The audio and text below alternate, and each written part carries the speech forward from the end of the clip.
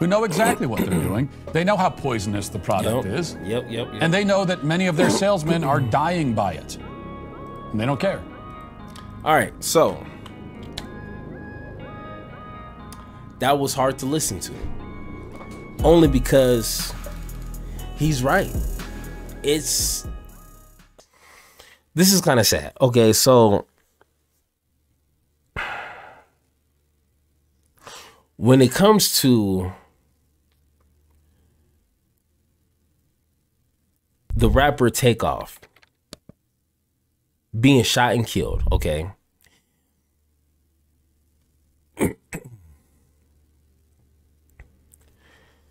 This was definitely a couple of days ago. It's hard for me to make content about something that is sensitive like this.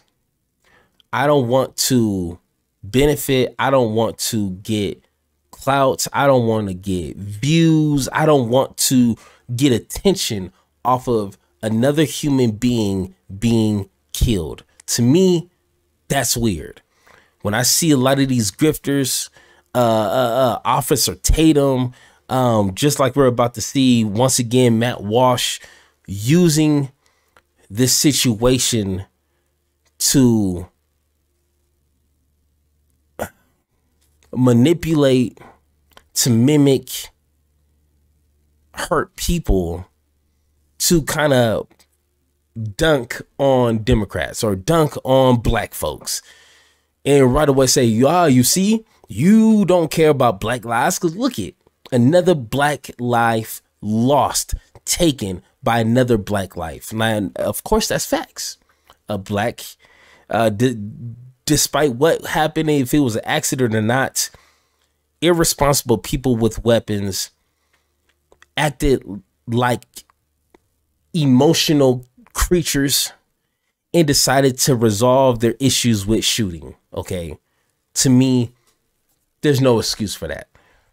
And if you look at it on paper, yes, a black person accidentally shot for whatever, however it happened, another black person and a young black man died. I get it.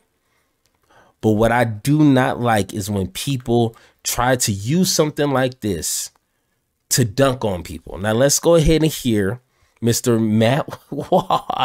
It's hard for me to say his name because it just like irks me in here. You know what I'm saying? Something. Let's hear what he has to say. Words have greater consequences. All right.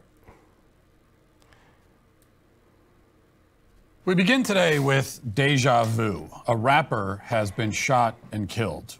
You are, I suspect, not overly shocked by this development. This time it was someone who goes by the stage name Takeoff and was part of a popular rap group called Migos. The Daily Wire has more on the story. Rapper Takeoff was shot and killed in Houston in the early Tuesday morning. According to TMZ, the 28-year-old recording artist was part of the group Migos. Law enforcement sources and several witnesses told TMZ that the fatal incident occurred just after 2:30 a.m. when police were called to 810 Billiards and Bowling, Houston. The sources said Takeoff, whose real name is Kirshnik Carey Ball, was playing dice with bandmate Quavo when a fight broke out among participants. This led to one person allegedly opening fire and striking Takeoff in or near the head. He was pronounced dead at the scene. Two other individuals who were also allegedly injured during the altercation taken to the hospital, but their conditions unknown. The sources said Quavo was not hurt. So Takeoff now joins a lengthy list of murdered rappers, and it's a list that seems to be growing with increasing rapidity in recent months. Just this past September, the rapper P&B Rock was shot and killed at a chicken and waffles restaurant in Los Angeles. A couple months before that, in July, a rapper named Jay DeYoungin was shot by multiple gunmen who pulled up in a black truck and opened fire while he was sitting outside of his home in Louisiana. That same month, a rapper named Trouble was killed in a home invasion robbery in Atlanta. Overall this year alone, okay, at least 7 rappers have been murdered. Check this That's out. at least 15 since 2020. 5 a year on average, which is an extraordinary figure when you consider that the murder rate for performers in other genres is effectively 0. I mean, there are more rappers killed in a year than country singers killed in a decade or a century or ever. That's not because there's some kind of racist vendetta against rappers. There isn't any serial killer on the loose targeting hip-hop artists, as far as I know. The difference between rappers and country stars, of course, is that rappers live lifestyles of criminality and violence. They promote criminality and violence. They glorify criminality and violence. And then they fall victim to the very brutality that they encourage. In fact, I pulled up the lyrics to one Migos song totally at random because I don't know any of their music. I'm not very familiar with the catalog, so I just looked it up. And the first one that came up was a song called Open It Up. And the very first lines in the song are, shoot through your car door. That's the first line in the song. Then Takeoff raps, open it up, double cup, feeling the opium. It's AK in the cut, my N-word's toting it. We're trying to look appropriate. Don't show up and look at me wrong, I'm blowing it. You trying to plot and we knowing it. Throw away, I shoot a pistol, then throw it, my N-word shoot without warning. Now we've grown, of course, very accustomed to this sort of content in rap songs. It's not at all shocking or surprising at this point. But still, I mean, really think about what he's saying here. He's bragging about murdering human beings simply because they look at him funny. He is boasting of and thereby promoting murderous savagery. He's saying that he'll kill you for no reason, and then someone killed him for no reason. My point is not that this young man deserved to be murdered. I mean, nobody deserves to be killed over a game of dice. It's a tragic, senseless waste of human life and potential. My point is that rap music has helped to create a culture of crime and brutality, and that culture has become so pervasive, so out of control, that even the rappers themselves are falling victim to it every other month now. They're being eaten by the beast they create. They're not operating in a vacuum, of course. I mean, they're merely the front men. They're the salesmen knocking on your door, peddling this filth. But behind them is the entire music industry, which is run by much wealthier people who know exactly what they're doing. They know how poisonous the product is. Yep. And they know that many of their salesmen are dying by it. And they don't care. All right, so that was hard to listen to. Only because he's right. It's, of course, more than just, you know, A, B, and C. You know, it's a lot more into it. It's a lot more details that you would have to dive into. It's not just oh, this is the only problem. All right, let's just fix it. Now, rap music is not the main issue. Okay, let's go ahead, go full screen here. Rap music. First off, let me go ahead and say this. He is not wrong when it comes to just his statement when it comes to rap music, okay? It is poison. It's nothing of value when it comes to black people rapping about killing other people that look like them for little to no reason. Okay, there's nothing to be glorified in that for that lifestyle. Now, of course, like I said, it gets a lot deeper. You're gonna have the proper material, the proper boots to get down and deep and tap in to a subject like this. Rap music only reflects the reality of people who live in these kind of conditions.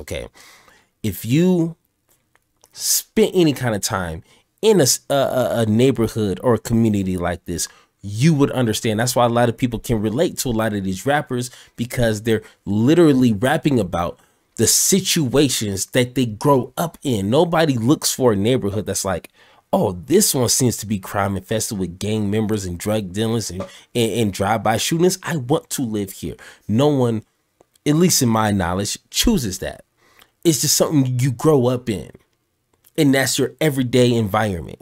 Okay, that doesn't justify some of the decisions that people make, but if that's all you know, if that's the only life you know how to live, then that's all you know. That's all you can represent, is what you've grown up in. What really hurts me is that we know Black lives do matter. I'm pretty sure 99% of Black people would say they value Black life. Okay. But if we don't take any sort of control over our culture, senseless killings like this is going to continue. Is it gun control? It's too many guns out there. That's part of the that's part of the problem also. Too many people. I almost said the N word. I don't know if YouTube is gonna get me for that, but too many people running around with guns, legal or not legal. At some point, the illegal guns were legal. It was illegally sold to this person, illegally sold to that person next, and then it ended up in the wrong hands. I don't care. Legal or illegal guns are an issue, because somehow, some way, they always end up in the hands in the people who do not need to be operating weapons in any sort of function. They don't even need to have scissors in their possession. And we all know those kind of people. They don't need to have a pencil because they are a danger to society. We get that. But it's more than just rap music. Rap music is not possessing people. They're not making people do things. They're not forcing individuals to do things. It's just a reflection of their reality, and they just get swallowed up in it because they're speaking their language. That's simple. So what really hurts me is then we have people like Matt Walsh. We have people like Officer Tatum who love to take opportunities like this to be like, ha, you see right there, they're always crying about police killing Black people and white people hating Black people, and which is this part of the problem. You can be disappointed and try to tackle all situations. You don't have to just choose one. But it gives people like this the green light to throw these low blow shots and not have a real conversation that can have a real solution and outcome with it. All they're doing in this is just to feed their base and have a little, gotcha type moment. You know what I'm saying? Like Officer Tatum, he tries to, I couldn't even watch his because his was way just ignorant on so many levels. Like I need to not watch stupid people like that for so much. Even Matt Walsh is getting there, but it gives people like this the opportunity to rub this in our face.